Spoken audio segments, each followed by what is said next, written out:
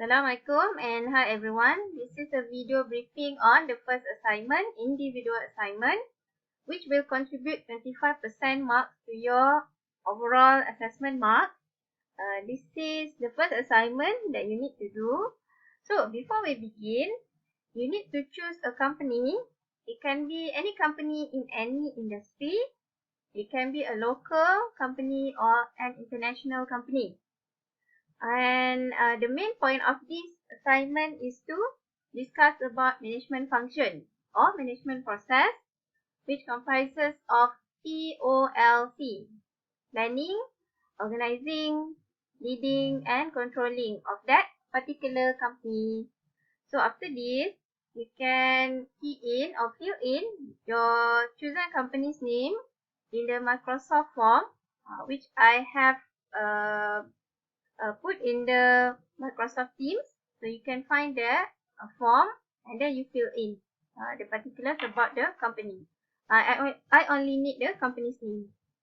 For the content of the report, as usual, you need to have a cover page. So in that cover page, please include UiTM logo. So bawah logo, include the title of the assignment and then your particulars, which are name, student ID and class, and then lecturer's name and date of submission. So itu sahaja untuk cover page.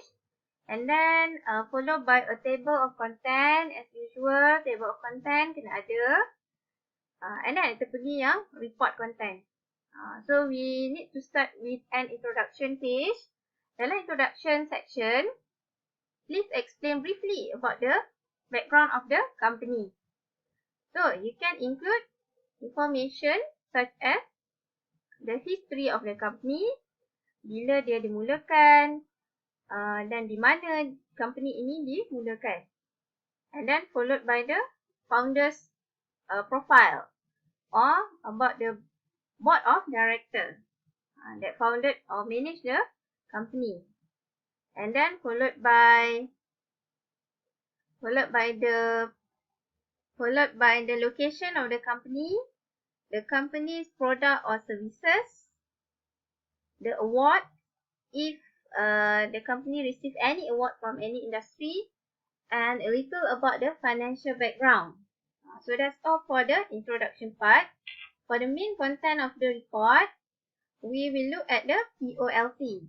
So the first function is planning. In the planning section, you need to describe vision and mission of the company. Visi dan misi ni biasanya ada dalam setiap syarikat. Maklumat ni boleh didapati di internet ataupun website syarikat tersebut. Okay, in the planning also, you need to mention the types of plans practiced by the chosen company. So there are various types of plan. We can discuss this in detail in chapter 2, which is planning. For the next function is organizing. You need to illustrate the organization structure. Structure ni selalunya dalam bentuk carta organisasi. And then type of departmentalization. Jenis-jenis pembahagian jabatan di syarikat tersebut. For the third function, leading, you need to describe the leadership approach used or practiced by the company. So kita boleh tengok CEO, Presiden, General Manager ataupun manager di dalam company itu bagaimana dia mengadaptasi atau mempraktiskan leadership. Cara-cara lah dia mempraktiskan leadership di dalam syarikat. And finally, controlling. We need to analyse the controlling method used by the company. Cara untuk dia buat pemantauan terhadap kerja atau operasi di dalam organisasi. Even though we haven't covered these chapters in detail, but you already have a bit of idea what are the definitions of each function. So kita boleh nampak lah flow dia dan maklumat yang perlu untuk diperolehi daripada profil syarikat tersebut. Okay, for the font and writing, for the font and also spacing, please use 1.5 spacing using Times New Roman 12 or Arial 11, and the maximum page is 15 pages only, so maximum 15 page. The submission is on week 10. Let's look at the rubric. In terms of the marking criteria or assessment, we will look at the ethics and professionalism. So kerja anda mestilah mengikut etika dan professionalism lah, profesional. Jadi antara faktor yang saya ambil kira sewaktu pemarkahan adalah tidak melakukan plagiarism. Maksudnya, you do not just simply copy and paste from the internet sources. Jadi sumber yang boleh anda perolehi untuk membuat report tadi adalah sumber internet seperti website rasmi syarikat, carian di Google, dari blog, dari news artikel, dari press conference dan lain-lain. Tetapi pastikan anda tidak copy dan paste sahajalah. Sepertinya copy and paste from internet sources. Anda mestilah ambil dia punya main point dan olah semula dalam ayat sendiri. Macam tu ya. Okay, so the attribute will be based on work responsibility, 30 marks.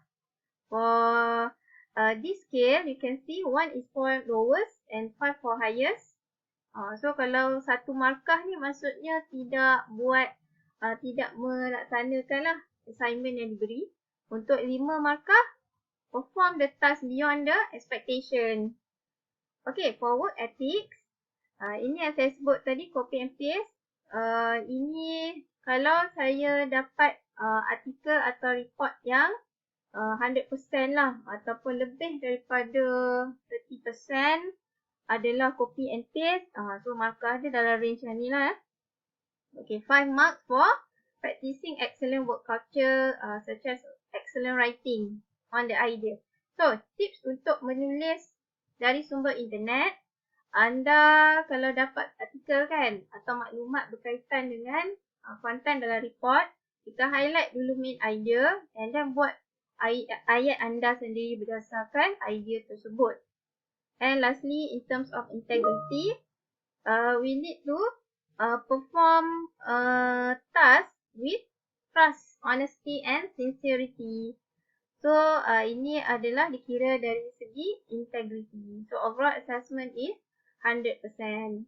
Okay, so thank you. That's all for today's briefing. If you have any question, we can discuss on Microsoft Teams or in WhatsApp. Thank you very much.